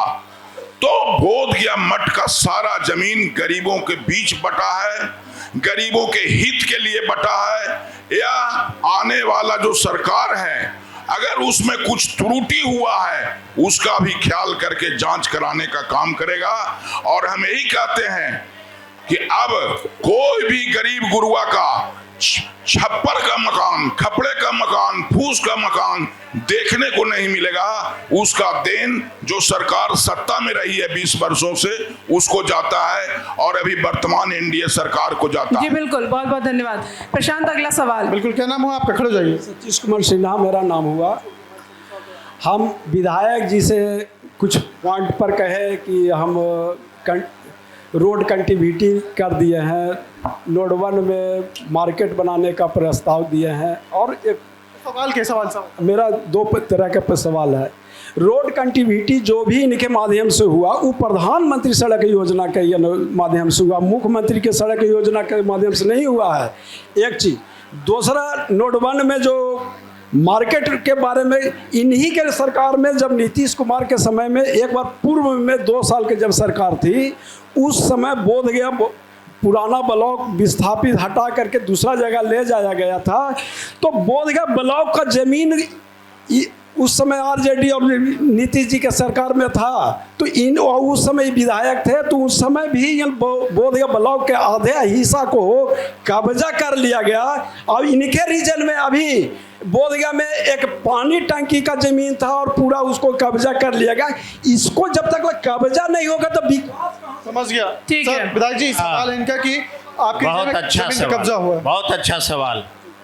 देखिए, हम सब भाजपा के साथियों को कह देना चाहते हैं, अगर भाजपा के कार्यकर्ता को ज्ञान नहीं हो तो नरेंद्र मोदी फिर से कमजोर हो जाएंगे। जिस भाजपा के कार्यकर्ता को यह मालूम नहीं है कि प्रधानमंत्री सड़क योजना कब बंद हो गई, वैसे व्यक्ति को भाजपा में रहने का 1 सेकंड भी अधिकार नहीं।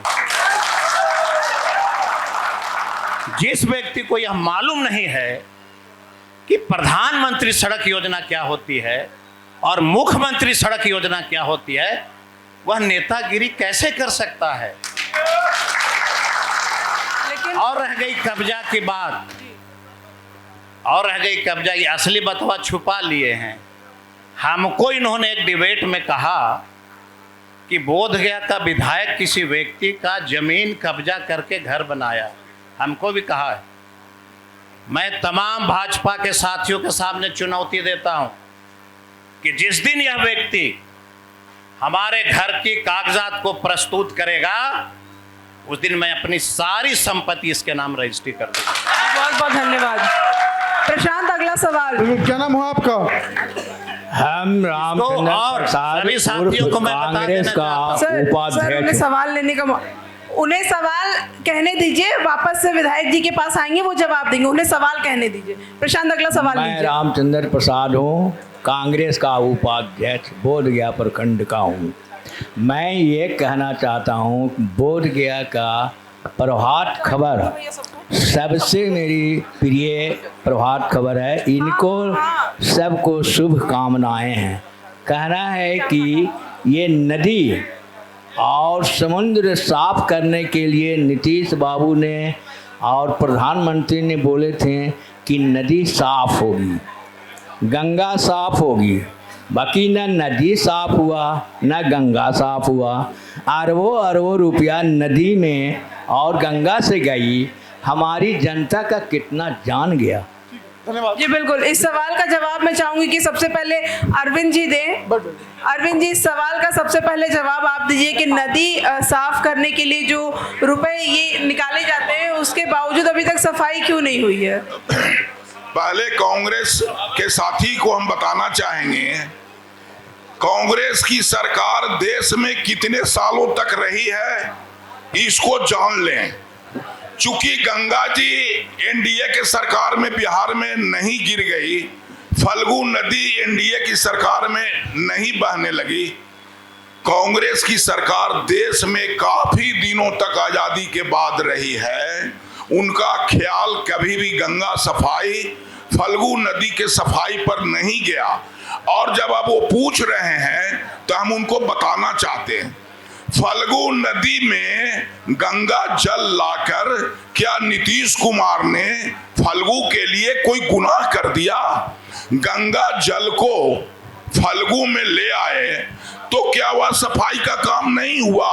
और उनको जानना चाहिए, विष्णुपद डैम जो है वहां पर अगर फल्गु के जल को रोका जाता है तो उसकी सफाई के लिए प्रत्येक वर्ष प्राक्कलन बनती है, लाखों लाख खर्च होता है, तब फल्गु के जल का सफाई होता है। और गंगा जल की सफाई की भी योजना एनडीए सरकार, चाहे देश का प्रधानमंत्री आदरणीय नरेंद्र मोदी जी का हो या नीतीश कुमार जी का, गंगा जल की सफाई की भी बात चल रही है। उसका भी कार्य दूसरे स्टेट में प्रारंभ हो चुका है। जी बहुत बहुत धन्यवाद। प्रशांत, अगला सवाल। बहुत धन्यवाद। ये अगला सवाल, क्या नाम हो आपका? मेरा नाम शशि है और मैं बोधगया से ही हूँ। मैं सवाल पूछना चाहता हूँ कि हमारे घर के बच्चियाँ या बच्चे कब तक इस प्रकार से एक सिपाही के लिए दौड़ते रहेंगे? बड़े बड़े घराने के लोगों को बीपीएससी हो, बीपीएससी के एग्ज़ाम में बैठता हो, नीट के एग्ज़ाम में बैठता हो, क्वेश्चन लीक कर जाता है और वो लोग क्वालिफाई कर जाते हैं। लेकिन हमारे घर के बेटा बेटी कब तक सिपाही के लिए संघर्ष करते रहे? पेपर लीक को सवाल है, जेडीयू से जवाब दीजिए क्योंकि शिक्षा मंत्रालय उन्हीं के पास है। ये सबसे पहले इसका सवाल का जवाब मैं चाहूंगी कि अरविंद जी आप ही दें, क्योंकि शिक्षा मंत्रालय पूरे तरीके से आपके पास, आपकी पार्टी के पास है। अब सज्जन को यह भी मालूम नहीं कि आदरणीय नीतीश कुमार ने शिक्षा में सुधार के लिए लड़कियों के लिए क्या क्या किया वह मालूम होना चाहिए। उन्होंने पेपर लीक के बारे में बात की है, उन्होंने शिक्षा में सुधार, सिपाही, उन्होंने पेपर लीक के बारे में बात की है। हम पेपर लीक पर भी आ रहे हैं, हम पेपर लीक पर भी आ रहे हैं। बोलिए पेपर लीक, सुन लीजिए, आप लोग थोड़ा शांत रहिए। सुन लीजिए, सिपाही भर्ती की जहां तक बात है, इसका लाभ सबसे अधिक किसको मिला? सिपाही भर्ती में सबसे अधिक दलित समाज, महादलित समाज को मिला। उसके बाद आरक्षण के तहत 80% के लगभग सिपाही भर्ती में वो लोग आए जो अगड़ी जाति से बिलोंग नहीं करते हैं। और आज सड़कों पर जो महिलाओं को राइफल लिए हुए, कार्बाइन लिए हुए आप देखते हैं, यह नीतीश कुमार का देन है, जो कि आईए, इंटर, बीए करने के बाद घर में बैठ जाती थी और गार्जियन लोग उसका शादी करके उसको विदा कर देते थे। आज वो खुद अर्न कर रही है और अपने लड़का खुद ढूंढ रही है जो कि रोजगार हो। सिपाही भर्ती का बहुत, अब कह रहे हैं क्वेश्चन लीक का, तो यह भी जानना चाहिए कि क्वेश्चन लीक करने वाले कितने लोग अभी बेउर जेल में हैं, इसको भी जान लें। उस पर भी कार्रवाई हुई है, नहीं उस पर भी कार्रवाई हुई है। ठीक है, और ठीक है विनोद जी जान लीजिए, गया का एक माफिया अभी भी जेल में है और सुप्रीम कोर्ट से उसका बेल नहीं हुआ। अरविंद जी दूसरा सवाल हमें लेने दीजिए। प्रशांत अगला सवाल। क्या नाम हुआ आपका? योगेंद्र कुमार। आपको मौका देंगे पीछे से सवाल लेने दीजिए, फिर आपके पास माइक लेकर आएंगे। आप अभी मेरा नाम योगेंद्र कुमार है और मैं बोधगया का ही रहने वाला हूँ। मेरा सवाल एनडीए के लोगों से है। ये तो शिक्षा और रोजगार पे बात करते नहीं है, चलिए इनके हिस्से से बात करते हैं, हिंदू की बात करते हैं। कहीं कहीं युवाओं के लिए कोई शिक्षा रोजगार की बातें करते हैं। मेरा सवाल इनसे है, बोधगया का शीर्ष दोमुहान, उसके तरफ बैजी का मेरा गांव है, वहाँ पे 11 एकड़ जमीन जो हिंदू गौचर भूमि के नाम से है, वहाँ कृष्ण भगवान का मंदिर भी है। एनडीए के कितने नेता और कितने कार्यकर्ता उस जमीन को छुड़वाने के लिए आए? बिहार के मुखिया नीतीश कुमार मात्र 1 रुपया में बौद्ध दलाई लामा को लीज कर दिया। क्या उस जमीन से बोधगया के लोगों का भला नहीं हो सकता था? क्या वहाँ पे अस्पताल नहीं बन सकता था? क्या यहाँ पे कोई कॉलेज नहीं बन सकता था? ये एनडीए के लोग जवाब दें। जी बिल्कुल, देवेंद्र जी मैं चाहूंगी कि सवाल का जवाब आप दें। अच्छा, ये जो आप प्रश्न किए, आपने कितने बार एनडीए के लोगों के पास गया है कि यह न्याय हमें मिलना चाहिए? और सुनिए मुख्यमंत्री नीतीश कुमार जी, सुनिए नीतीश कुमार मुख्यमंत्री जब थे आपके साथ में तो कुछ समय नहीं पूछे थे।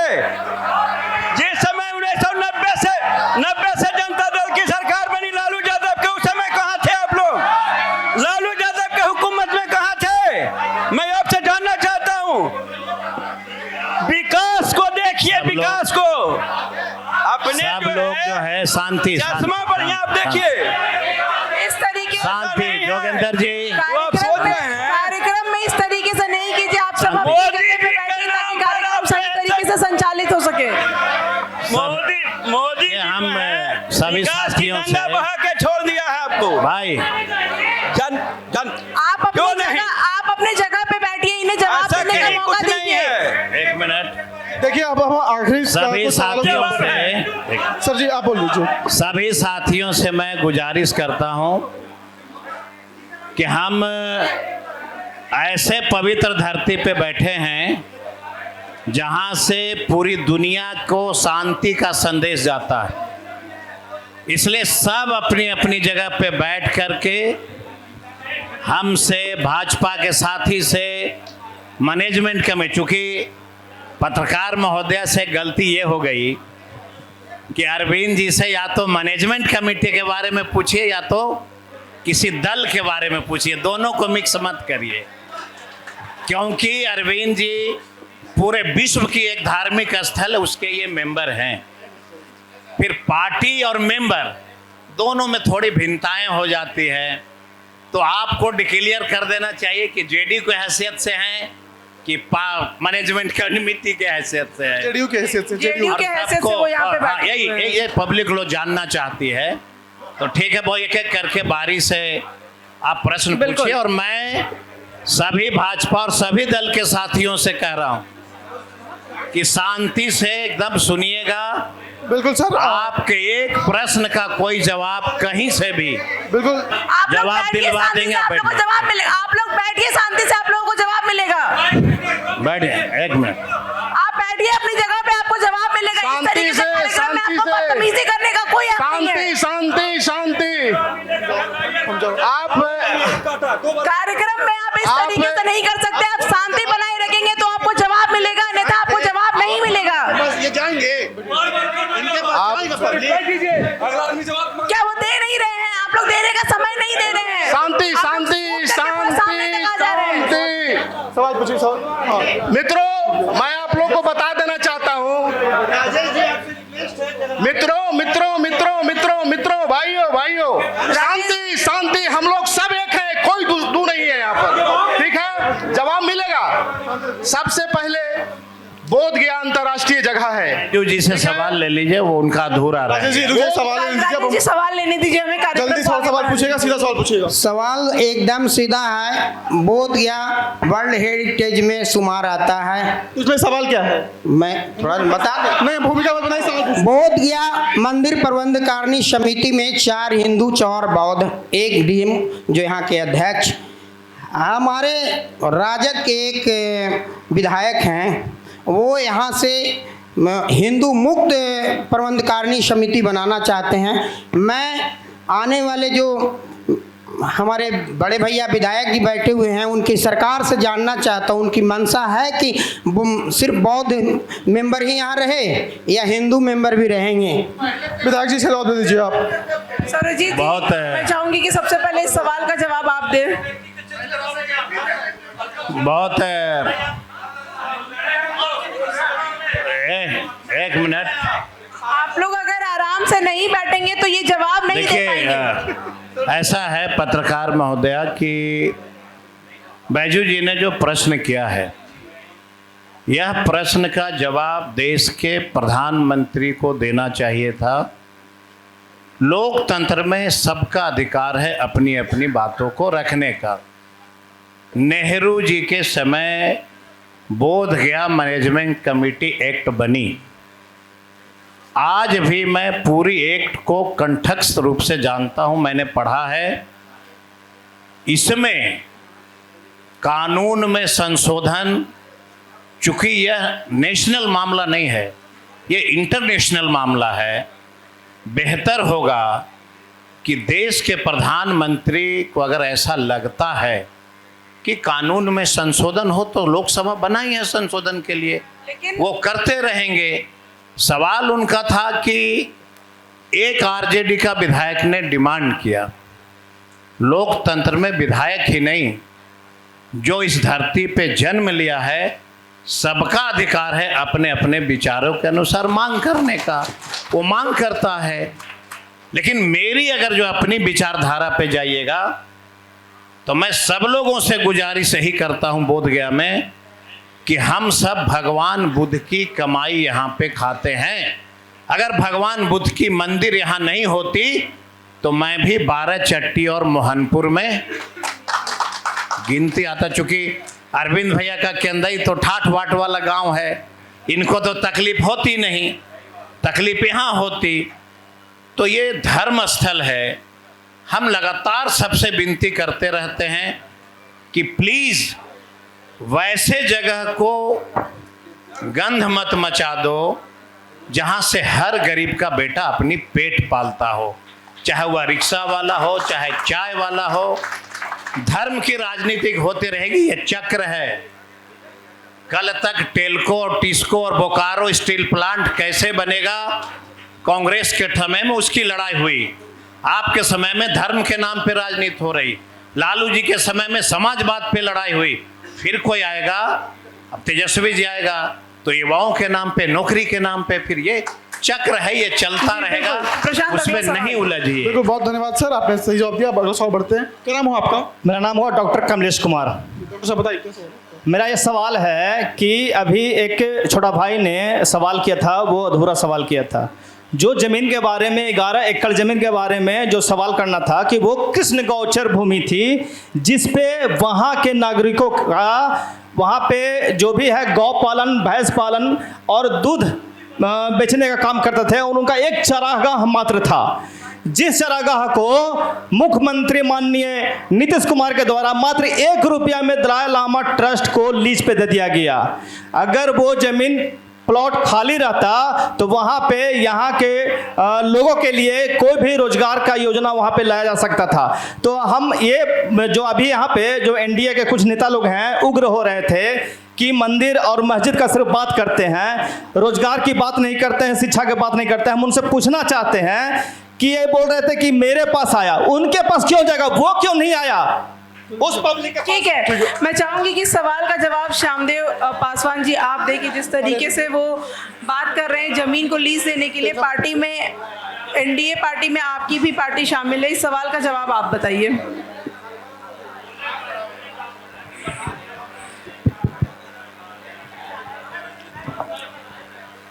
जैसा कि सवाल है कि 1 रुपया में वो ऑक्शन कर दिया गया, तो वह ऑक्शन गुप्त था कि ओपन था? तो ट्रस्ट को दिया गया। पहले ही माननीय विधायक जी बोले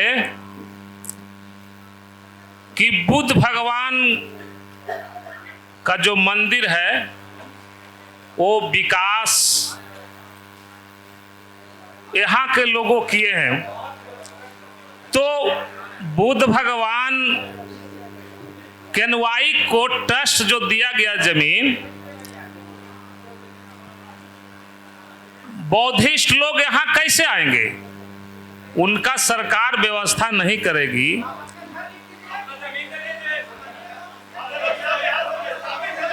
काउंटर नहीं करना है, आप बैठ जाइए।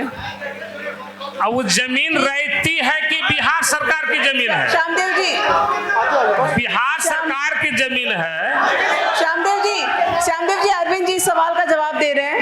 अरविंद जी सवाल का जवाब हम जवाब दे देते हैं। विधायक जी के जानकारी में होगा, विधायक जी के नॉलेज में होगा, यह जमीन पूर्ण रूप से बोधगया मठ का रहा है। पूर्व में सुन लीजिए, अरे सुनिए,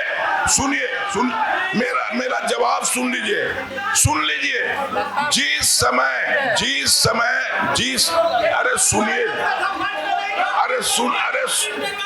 अरे ठीक है, टिकारी महाराज भी बोधगया मठ से इंटेंगल थी। मेरा सुनिए, हम जान, अरे जवाब सुन लीजिए। आप लोग शांति बनाए रखिए ताकि जो सवाल हुआ है उसका जवाब मिल सके।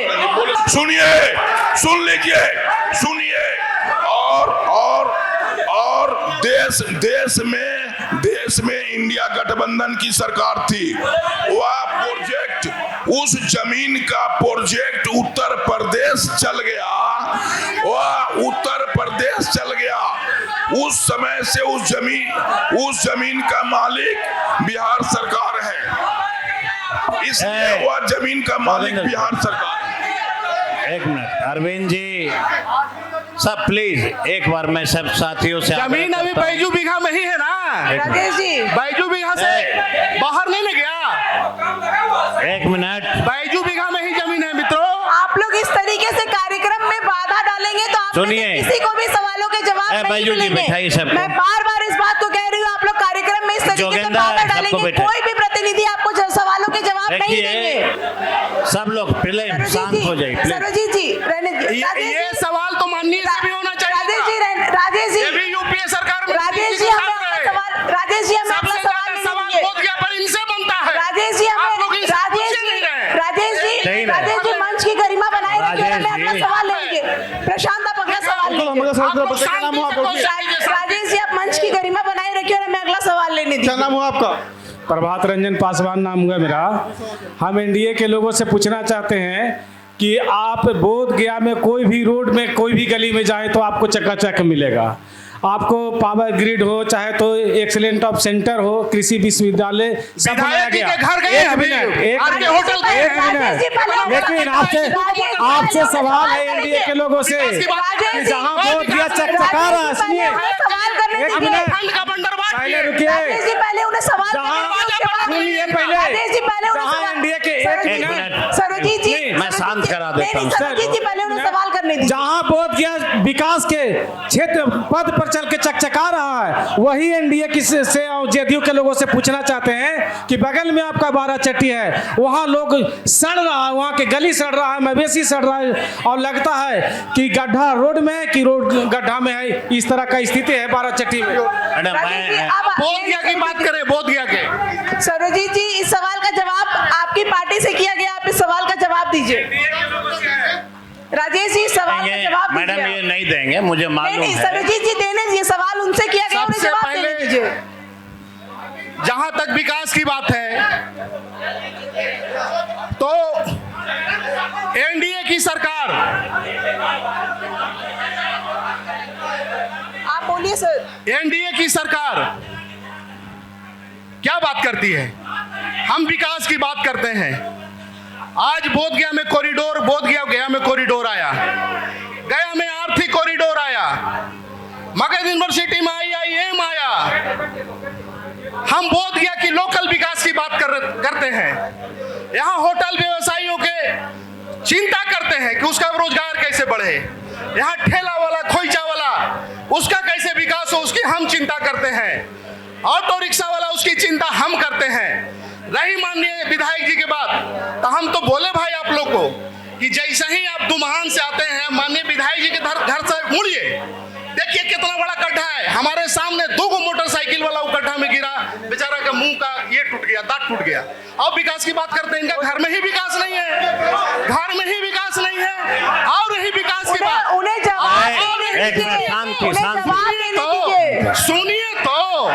सुनिए तो नगर परिषद, फिर नगर परिषद।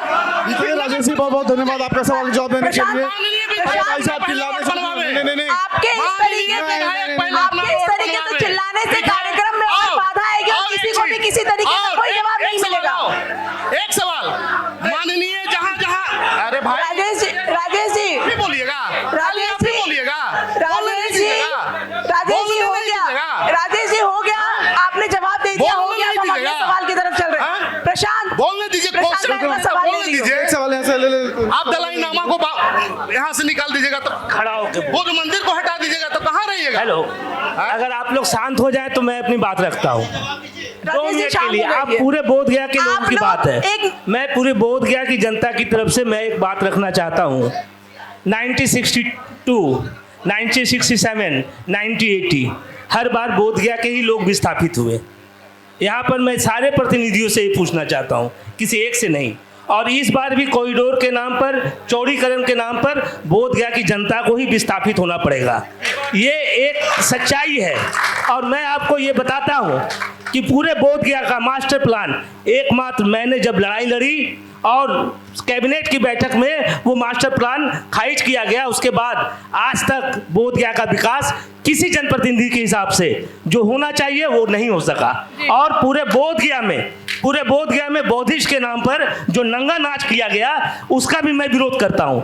किस तरह से यहाँ पे कॉरिडोर, ये मैत्रिया प्रोजेक्ट के नाम पर लाखों करोड़ों रुपए की जमीन सरकार ने दे दिया, बैजू बीघा के पास जमीन दे दिया गया, और बिना नक्शा पास किए हुए। एक क्वेश्चन और, अभी तक ये बात सही है कि बोध गया में नक्शा पारित नहीं होता। मेरे सामने दलाई लामा जी का मकान बन रहा है, बिल्डिंग बन रही है, वो नक्शा कहाँ से आया ये मैं जानना चाहता हूँ। जी बहुत बहुत धन्यवाद विधायक जी। मैं चाहूंगी कि सरोजीत जी इस सवाल का जवाब आप दें, क्योंकि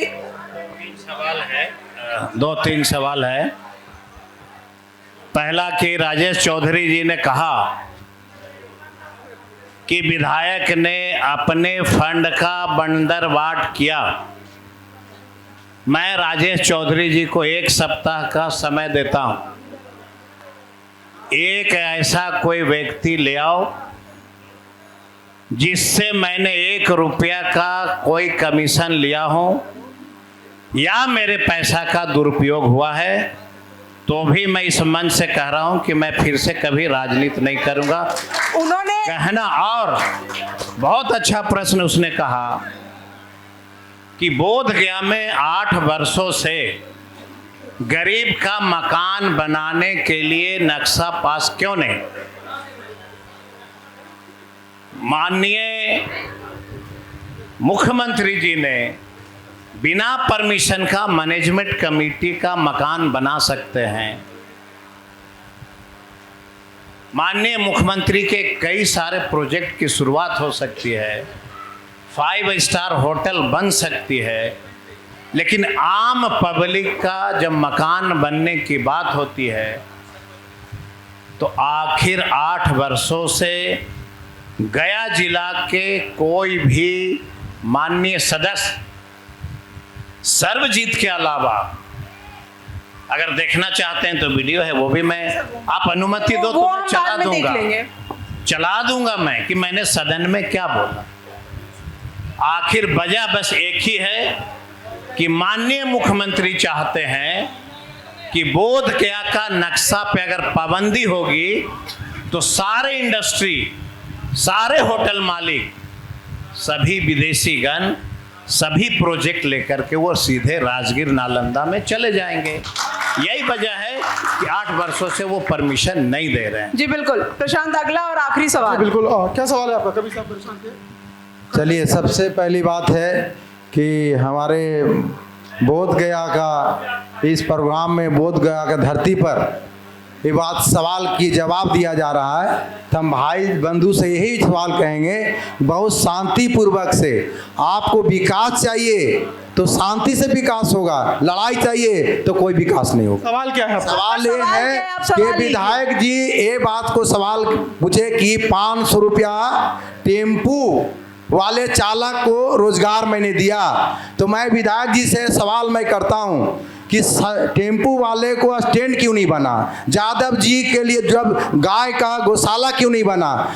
दूसरी बात है, मुद्दा उठता है मुस्लिम पर, उसका सबसे पहले मुस्लिम का जो लीडर बनते हैं कांग्रेस और आरजेडी, उसका नेता बनते हैं कांग्रेस वाले कि हम मुस्लिम का नेता है, तो एक ही नेता है, वो नरेंद्र मोदी नेता है। सर मैं स्टैंड क्यों नहीं बना और जो गौशाला क्यों नहीं बना? देखिए स्टैंड, टेम्पू स्टैंड, देखिए इनका टेम्पू स्टैंड, इनका जो सुन लीजिएगा, सभी पत्रकार के साथी से और सभी बोधगया की जनता से इनकी क्या मानसिकता है मैं उसकी जवाब देता हूं। ये कह रहे हैं कि पशु शेड क्यों नहीं बना। आप क्या चाहते हैं, हरिजन और यादव के बेटा सब दिन गाय भैंस पालेगा? आप चाय बेचने वाला का बेटा प्रधानमंत्री बनिएगा तो यादव का बेटा भैंसिए चराएगा क्या? रह गई बात कि टेम्पू स्टैंड क्यों नहीं बना, बहुत अच्छा प्रश्न था। गलती से मेरा बड़का भैया यहाँ पे नहीं है जो जिलाध्यक्ष हैं और चेयरमैन हैं, उनके सामने प्रश्नों आप पूछते तो बड़ा मजा आता, लेकिन फिर से एक बार चांस देंगे हम।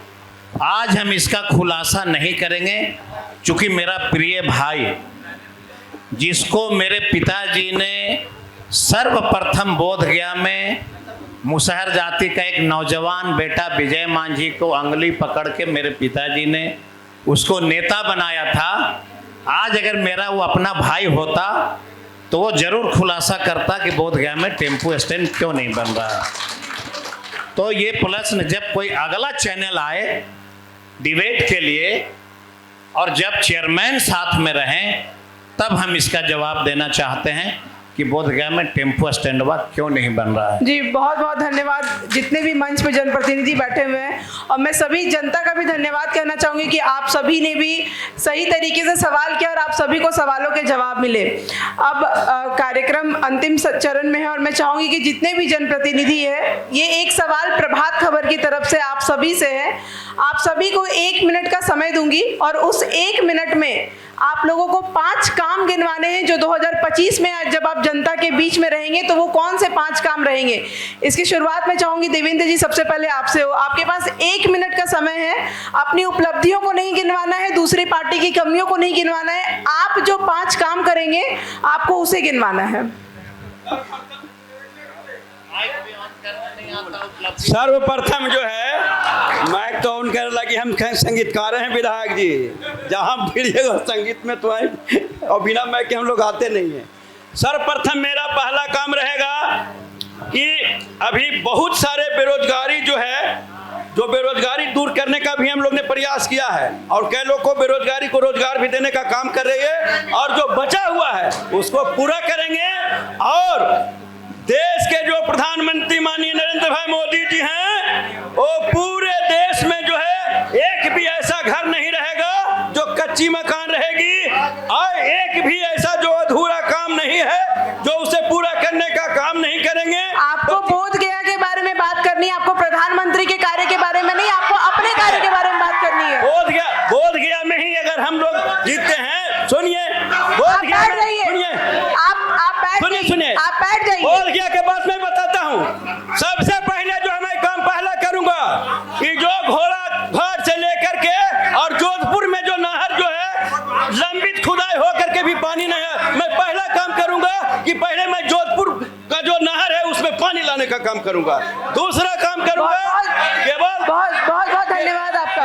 केवल गांव है उसमें रोड नहीं बनी है, वहां मैं बनाऊंगा। तीसरा काम है, सुनिए, तीसरा काम आप लोग बोलने नहीं दीजिएगा तो वो जवाब कैसे देंगे? आप लोग बोलने दीजिए, आप लोग शांति से बैठिए, उन्हें बोलने दीजिए।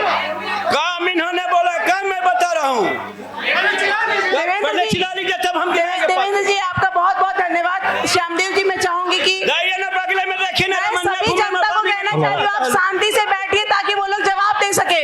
चलिए, देवेंद्र जी बहुत बहुत धन्यवाद आपका। श्यामदेव जी, अगर आपकी पार्टी को मौका, आपकी पार्टी से जनप्रतिनिधि को मौका मिलता है जनता के बीच 2025 में जाने का, तो 5 काम आप गिनवाइए जो आप जनता के हित में करेंगे। मैं तो पहले ही कहा कि मेरा नेता का ही है बिहार फर्स्ट, बिहारी फर्स्ट, और आप समझ जाइए कि कौन कौन काम होगा।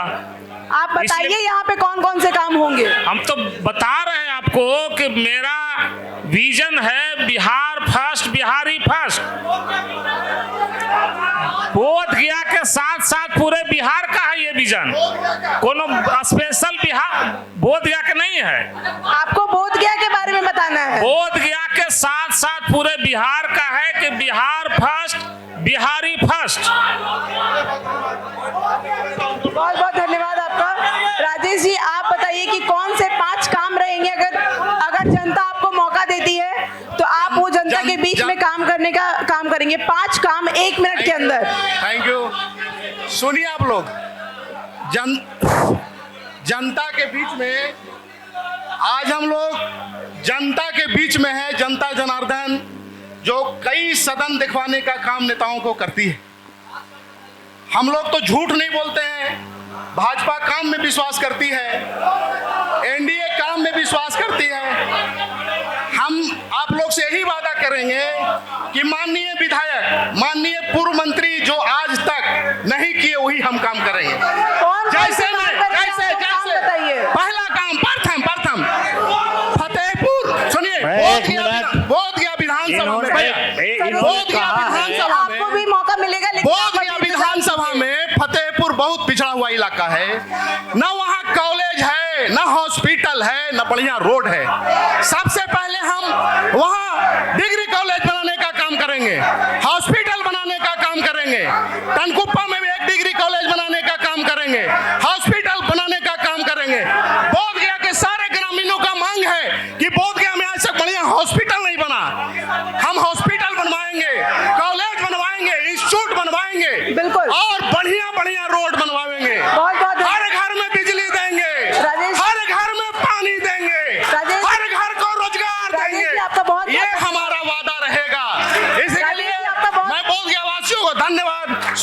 हूँ। थैंक यू, धन्यवाद। शाफिक आलम, आप लोग शांति नहीं बनाए रखिएगा तो ये जवाब जो देंगे वो आप सुन नहीं पाएंगे, इसीलिए आप लोग शांति बनाए रखिए और इन्हें जवाब देने दीजिए। आप बैठिए, ये आपको डिसाइड नहीं करना है। आप बैठिए, इन्हें जवाब माननीय मंत्री जो नहीं किया वही हम करेंगे और जनता से हम पूछ लेंगे, हमको मौका मिलेगा। राजेश जी, आपको बोलने का मौका नहीं कीजिए, हमको मौका मिलेगा। राजेश जी, आपको बोलने का मौका मिला, अब आप रहने दीजिए। शफीक आलम जी, मैं आपसे चाहूंगी कि आप 5 काम को गिनवाएं जो आप जनता के बीच में जाने के बाद करने का काम करेंगे। हमारी महागठबंधन की सरकार बनी, जो गरीबों को पर्चा मिला है और कब्जा नहीं किया गया, उसको हमने महागठबंधन की ओर से कब्जा कराएंगे। और जो भी सरकार जमीन ली है वो अपने बलबूते पर हर जन को वहाँ इंदिरा आवास बनवाएंगे। इसके लिए हमें जो भी कुर्बानी देना पड़ेगी हम देने के लिए तैयार हैं। जो बैजू भी आगे जमीन लिया उसको आप लोग कब्जा करें, क्या करती है सरकार हम उसको देख लेंगे, समझे। जो सरकार चाहेगा वही होगी। हाँ, आप कहते हैं कि हम गंगा का पानी लाएं, उसमें नली का पानी बहता है, क्या किया उसके लिए आपने, समझे। आप लोग तैयार रहिए, हम एक भी जमीन नहीं जाने देंगे सरकार के अंदर में। शाफिक जी, बहुत बहुत धन्यवाद आपका। सर्वजीत जी, आप पे जनता ने अभी भी भरोसा जताया हुआ है। अगर आने वाले 5 सालों में भी जनता आप पे भरोसा जताती है तो 5 काम जनता के हित में कौन कौन से आप करेंगे वो आप गिनवाइए। हम भगवान बुद्ध की पवित्र धरती से फिर एक बार बोध गया के साथियों को भरोसा दिलाते हैं कि अगर तेजस्वी यादव मुख्यमंत्री बनते हैं तो बोध गया के सभी फुटपाती दुकानदारों को नोड 1 के पुराने ब्लॉक में, जिसमें सरकार ने मेडिटेशन सेंटर की घोषणा किया है, हम पूरे के पूरे बोध गया के स्थानीय दुकानदारों को कैनाट प्लेस के तर्ज पे हम वहाँ बसाएंगे, पहला। दूसरा, माननीय तेजस्वी जी के पर्यटन पॉलिसी, जिसमें यहाँ के लोगों को लैंग्वेज सिखाना, बस कर्ज पे देना, इनोवा कर्ज पे देना, होटल की इंडस्ट्री को आगे बढ़ाना, फुटपाती दुकानदारों के लिए स्टॉल बनाना, ये सारी सपना हम साकार कराएंगे।